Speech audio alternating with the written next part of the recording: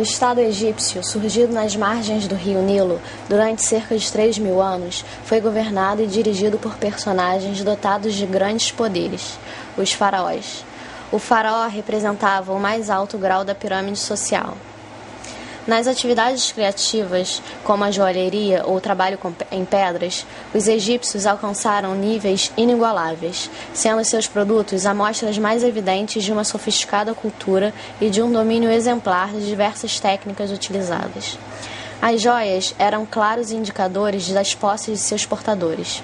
Os mais poderosos ostentavam joias principalmente em ouro, prata, coralina, obsidiana, lápis-lazuli, quartzo, etc., enquanto os menos afortunados conformavam-se com objetos fabricados em pasta vítrea, cujo colorido imitavam os materiais mais luxuosos, mas de muita perfeição.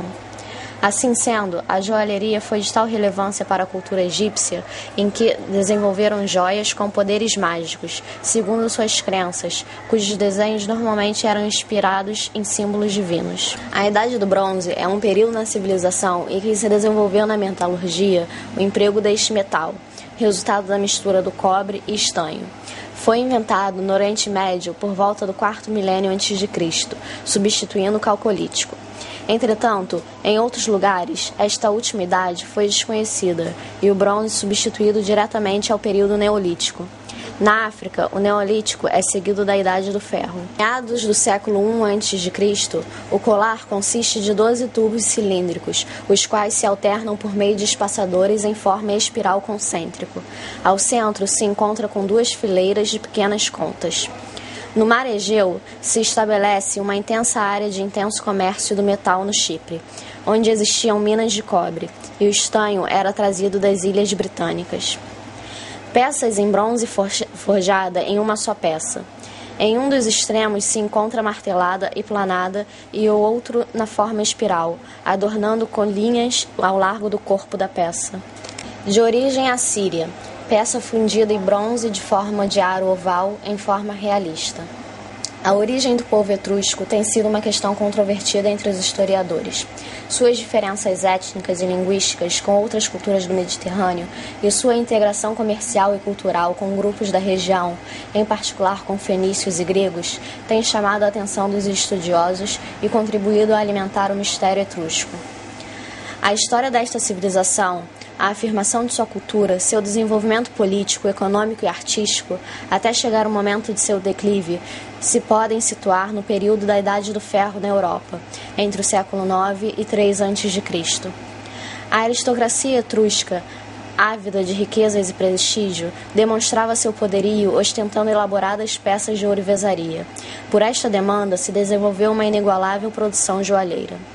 Os etruscos usavam principalmente o ouro e a prata e pedras preciosas, e usavam técnicas distintas na ourivesaria, como argolas, dourados, filigranas, granulados, repuxados, cinzelados, modelados e outros, segundo o efeito decorativo desejado.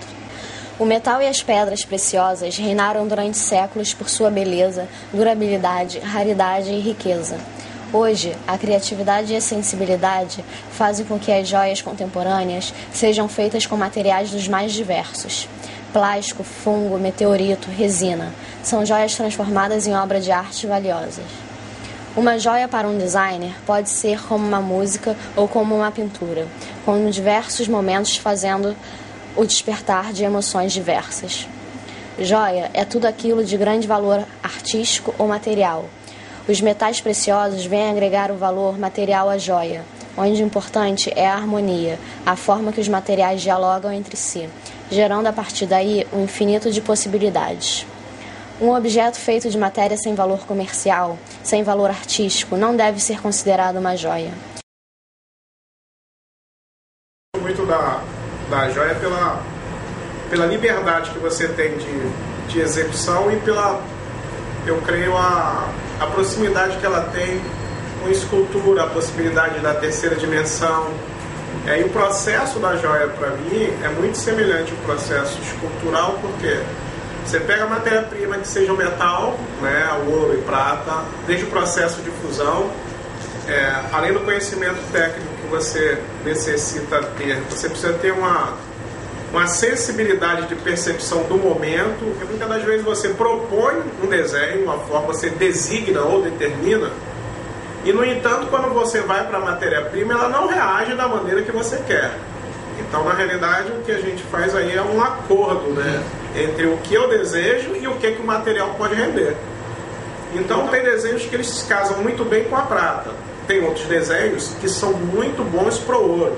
E o contrário, muitas das vezes, não dá certo.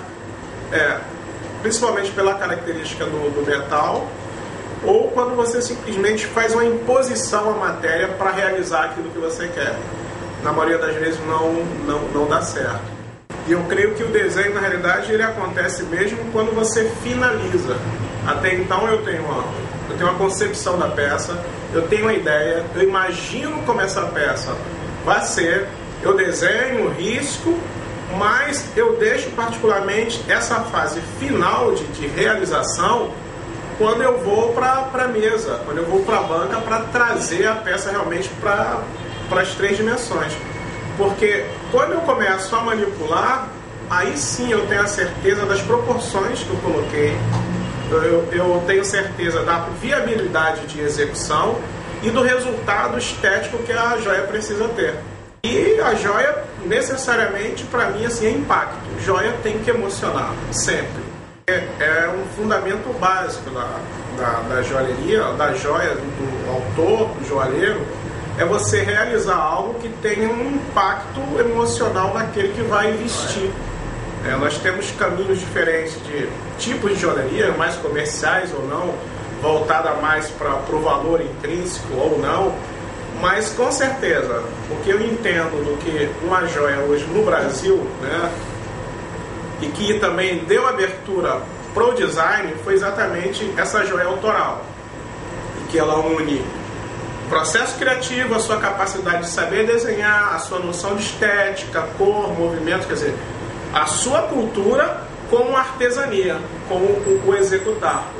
Quando um amigo comenta que diz que assim, na realidade nós realizamos um desenho tátil. E realmente, enquanto você está executando, você está desenhando, só que com outra ferramenta.